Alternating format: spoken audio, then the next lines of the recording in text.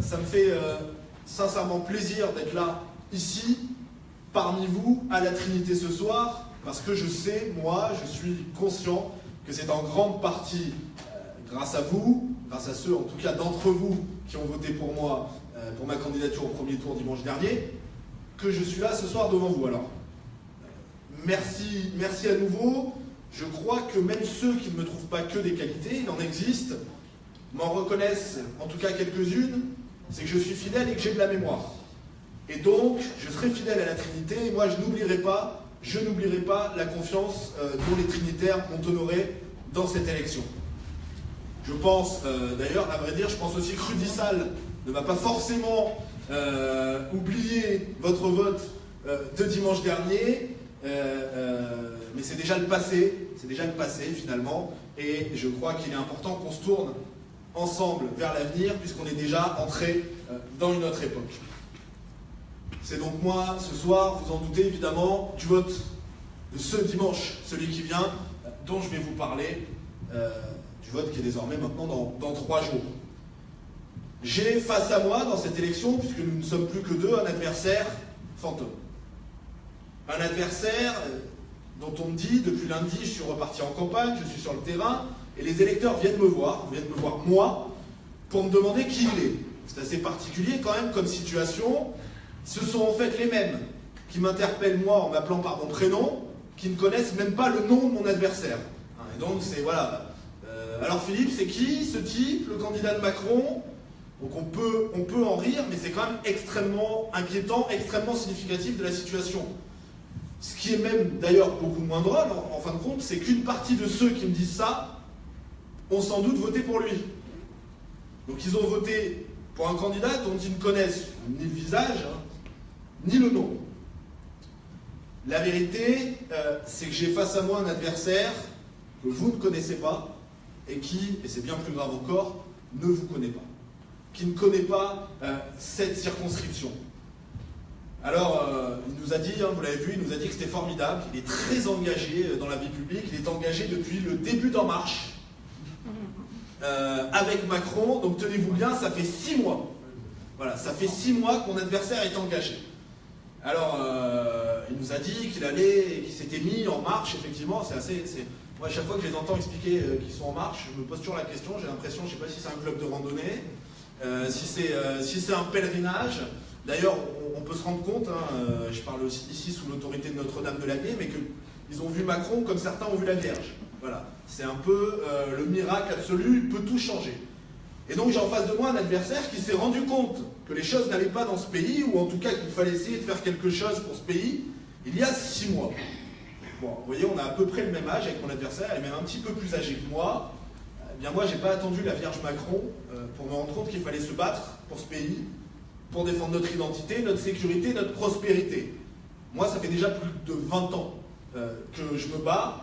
C'est pour cela, par exemple, que j'ai déjà été aux côtés des Trinitaires, c'était il y a quelques années de ça, c'était en 2010, je crois, lorsque, vous vous en rappelez, il a failli y avoir un collège islamiste à la Trinité. Bien, moi, j'étais déjà engagé à l'époque contre ce collège islamique. D'ailleurs, on a eu gain de cause, on avait lancé une pétition, etc. Et l'ensemble de la mobilisation des habitants de la commune, de la médiatisation qui en a découlé, a fait que ce collège n'a pas été installé ici. Je pense que mon adversaire ne sait même pas qu'il y a eu ce projet dans cette commune. Je pense d'ailleurs qu'il ne sait pas non plus que ce projet a finalement abouti. C'est votre chance, pas ici, mais malheureusement pour notre circonscription, à quelques pas d'ici, à l'Ariane, puisque maintenant ce collège islamique, géré par les islamistes de l'UOIF, jouxte la grande mosquée de l'Ariane. Je pense qu'il ne sait pas non plus d'ailleurs qu'entre Nice Nord, Nice Est et la Trinité, on a des réseaux salafistes qui sont à l'œuvre, des individus fichés, qui se connaissent, qui sont interconnectés, qui se promènent, qui s'embauchent les uns les autres, qui sont surveillés pour leurs déplacements internationaux.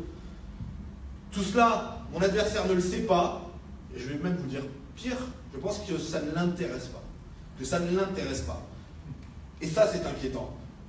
Moi, lors du débat sur France 3 qu'on a eu la semaine dernière, j'ai été extrêmement frappé par le manque de clarté dans le discours de mon adversaire, par le flou absolu, notamment sur les questions de terrorisme et d'islamisme.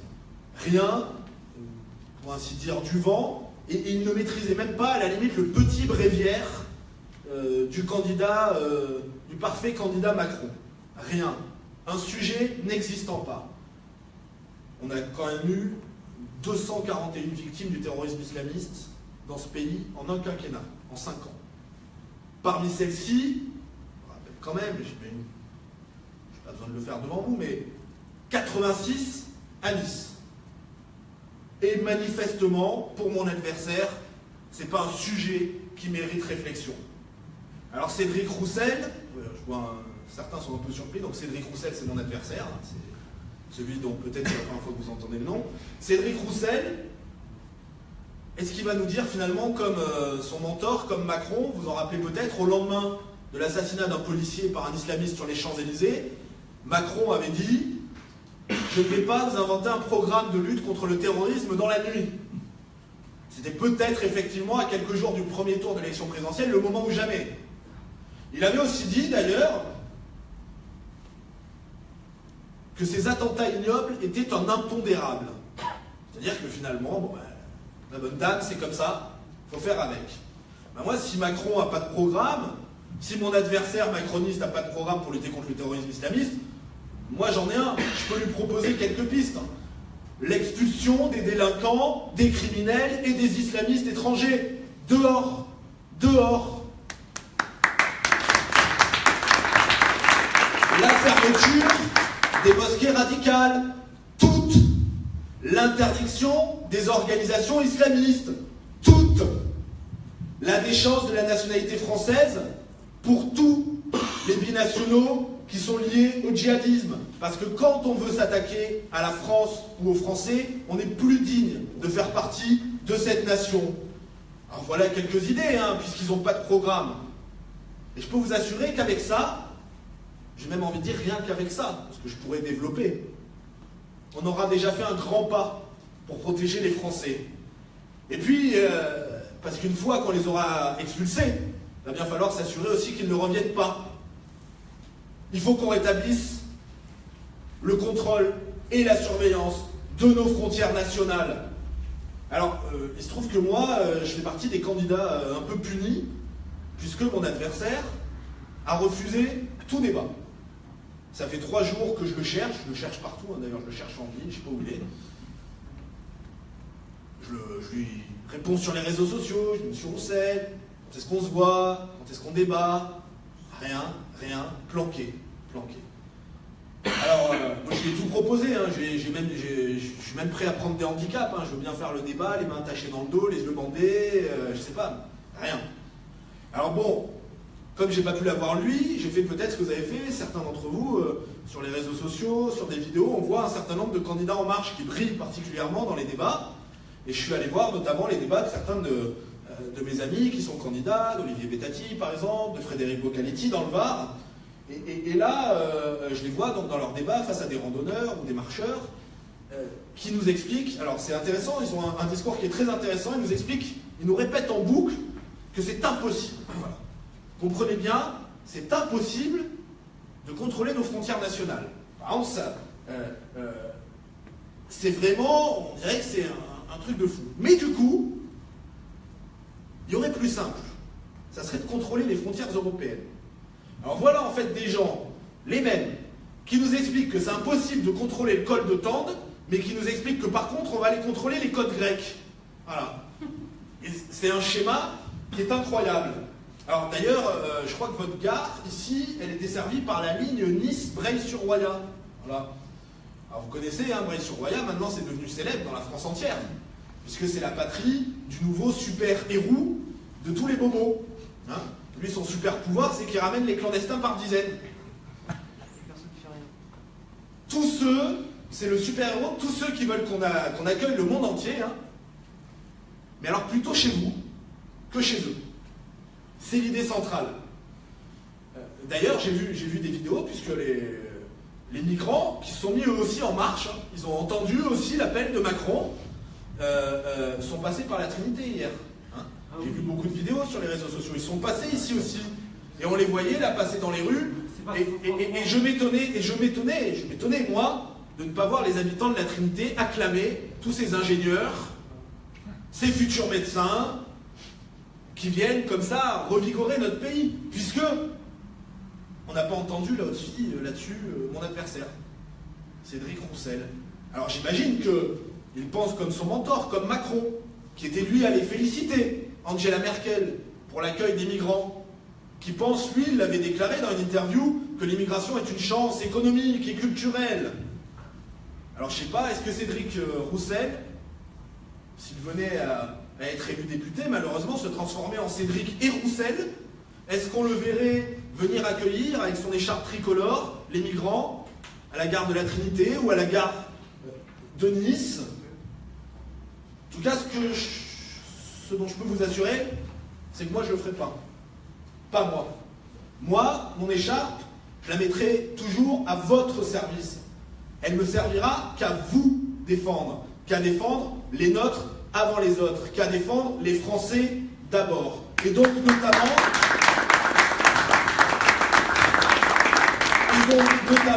en me battant à l'Assemblée contre l'immigration massive, continue, incontrôlée, qui non, désolé, n'est pas une chance pour notre pays. Sur ce sujet, je vous l'ai dit, comme sur tous les autres, mon adversaire est totalement absent. Est-ce qu'on l'a entendu au niveau local sur les grands sujets qui préoccupent dans notre circonscription? Qu'est-ce qu'il dit? Rien. Où est-il? Nulle part. Quelques exemples. La requalification du quartier du Rail à Nice Nord. Les transports collinaires. Le déménagement de la prison. Rien, rien, rien. L'insécurité, le communautarisme qui gangrène nos quartiers. Rien, rien, rien. La destruction de notre qualité de vie, la disparition de nos commerces de proximité, rien et encore rien. La bétonisation, les immeubles, les logements sociaux qu'on impose une fois de plus à la Trinité, dans le quartier de la Plana par exemple, demain ailleurs, n'en doutez pas, là encore, rien. Alors, moi, vous me connaissez, je suis un candidat enraciné, expérimenté, engagé.